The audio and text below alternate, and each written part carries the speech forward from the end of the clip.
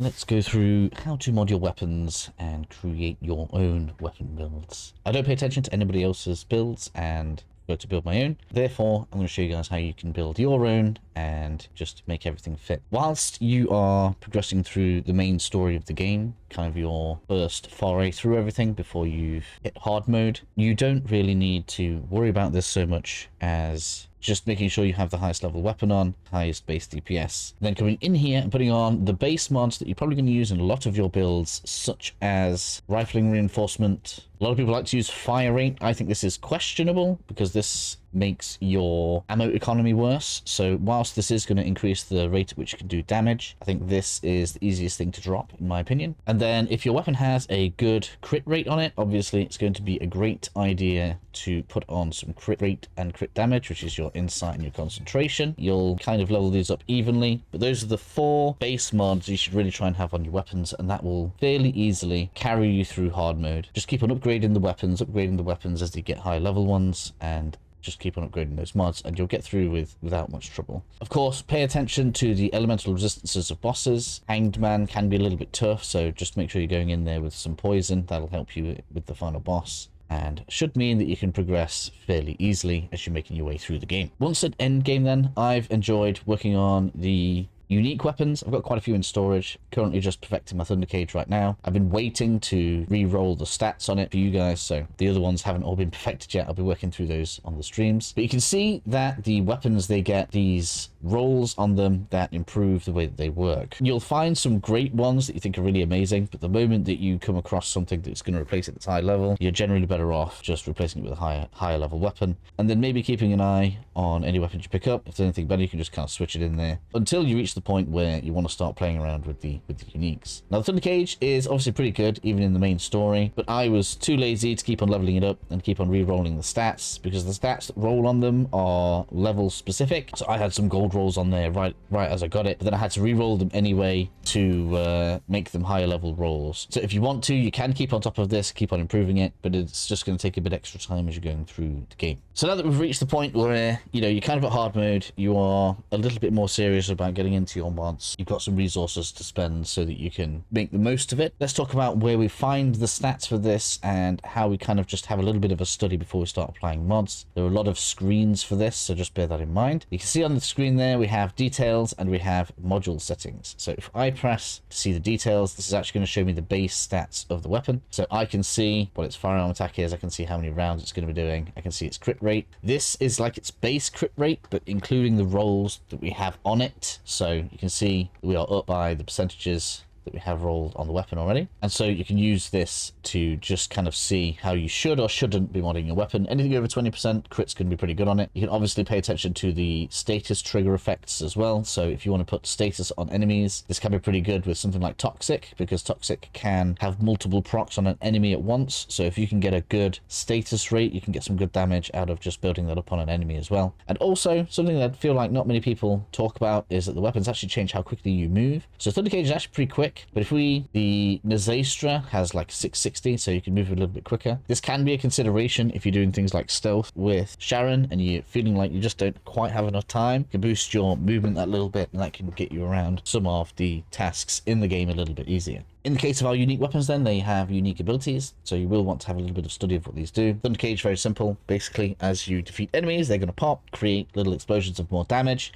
Very, very nice for clearance. Even later into the game, when you have other weapons that technically have more DPS, this thing is just really good for clearing out packs of enemies. So probably a very good thing to get started. It's carrying me through plenty of bosses so far, and I really don't feel the need to upgrade it just yet. So my next weapon is probably going to be one of the green bullet ones, because we do need to make sure that we have a mixture of ammunition types on to keep progress nice and easy. Next up then, we have the module settings. This is where we're going to be putting the mods. If you guys want to take a screenshot of that because you want something really quick as to how mine is modded right now, and obviously feel free to do that. And then once the weapon is modded, we can go to info down here, and this kind of gives you your total values. So you can see the firearm attack, you can see the crit rate ends up at 45%, the crit rate damage is 1.8, and all this other stuff. So this will give you a bit more of an idea as to what it is that you will be putting out with the weapon. So let's start on a fresh page here so that we can just go through what it is that we're going to be looking at. Obviously, if you press your button, I don't know what yours will be, depending on what you're on. Obviously for me, it's the touchpad on the PlayStation. So that we can get like a basic idea of the base stats, kind of just keeps it nice and easy for us to look at. And we can see we've got the 20% crit rate on there, so we're pretty happy with that. So we are going to make sure that's something that we capitalize on here.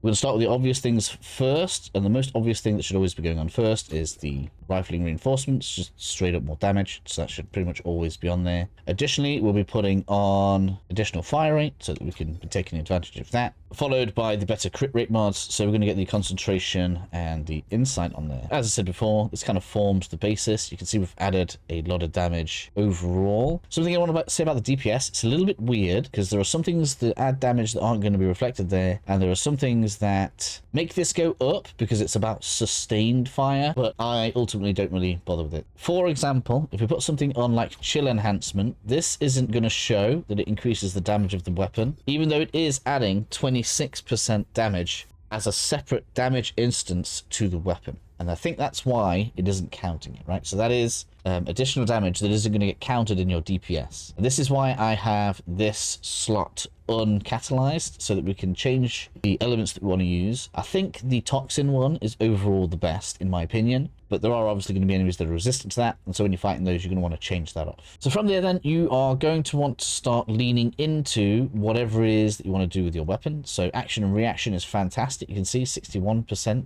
additional damage. It's actually better than the rifling one in the first place, so I like to have that on a lot. And then I like to go with something like antimatter rounds, but you have to see, look, that you can only have one of those on. So in this instance, we could hover this on and we could see which one is better. Now I prefer to save that. Let's take a look. Antimatter rounds, which one is going to be better? So we can see that actually the raw damage of action and reaction is going to be better than the antimatter round. Now notice that at the bottom that says attack, so we can only have one variant of this type of mod on. I guess this is to stop us stacking too many of different mods on, but this is why these are usually the base of a lot of weapons, because you see these are kind of unmarked, even though they do obviously serve a role on the weapon. So next up, I'm obviously going with Commando Marksmanship because we're going to lean into the crit damage that we're putting onto the weapon. And then we have something like the concentrate ammo support, which is going to look like it puts loads of damage on there. And basically this is about the weapon's sustained damage. So this will look massive. Let me refresh this so we can see the full number here. So this is going to show a ton of DPS increase, but that's basically because you'll be reloading less. I'm not too much of a fan of this. I think it spoils your ammo economy and is a little bit false. So when you pull the trigger for a second, it's not actually going to really do all that much for you. All we're really getting damage-wise, that's 6.5% crit damage. And whilst crit damage is something that we are using on this weapon, I'm just not a fan of using that. But that's up to you guys. You guys can obviously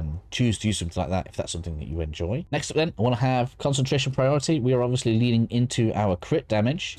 And so this is going to be a significant boost to us, giving us that crit damage on there, but we also want to make sure that our crit rate reaches a respectable number over 50%, so we have to be aware of that as we're making down our mod list, which takes us to insight focus so that we can get our additional crit rate from there. There we have much nicer looking crit rate, should give us a decent total on there so that we can continue boosting the damage. Next up, to use this C point up, we're going to use reload focus. As I said before, this probably isn't like the most important thing to have on there, but being as we already have that as a thing, it's going to just give us a nice little boost just there. And then we'll be finishing off with weak point insight. And as I said before, I like to have toxic enhancement on there as my just go-to element, always have on. I think there's a good argument for cold. Sometimes proccing a nice slow on the enemy can be really, really good as well. And so this has just been my generalist build for Thundercage. I do enjoy it a lot. A lot of the people that have been coming to the stream said they've really enjoyed it as well. I'm not going to know how my specific build stacks up against everyone else's. I'm not interested in that. Instead,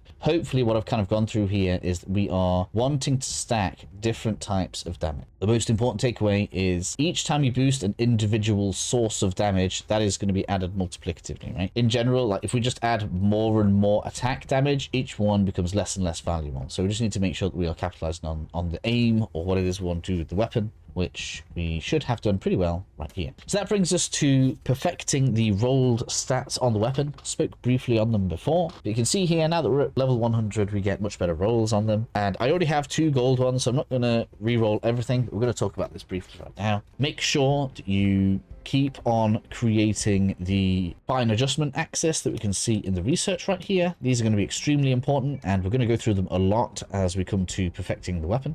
And then we can come over to the adjustment panel right here, which the game kind of shows you. So you guys might already know about this. But obviously, we are going to be adjusting. Just in case you don't know, if you want to level a weapon up, all you do, if you've got like a level 1 ultimate, you select that to go at the top. And then you can select another weapon to level it up with. And then I'll make it level 100. It's very simple, very easy. I didn't really want to make like a big thing about that too much. Same with enhancing ability. We're just combining weapons to upgrade it. The game teaches you those pretty well. So you guys should already know about this. The thing that we are most interested in right now is the weapon readjustment. We're obviously going to select the Thunder Cage here. I built a few of these up, so hopefully we can get a decent improvement on this firearm attack here, which is the main one that I kind of want to get improved to a gold. A nice element would be good. The 4th weapon option slot is kind of dealer's choice. So if you get a good element there, like let's say you get cold here, and then we've got cold and toxin on, that's probably going to be pretty good. Or if you're interested in the weak point damage can go here, that's going to be pretty good. The main focus is going to be getting this, and then we'll get any other kind of useful gold for the 4th slot. We're just going to roll through.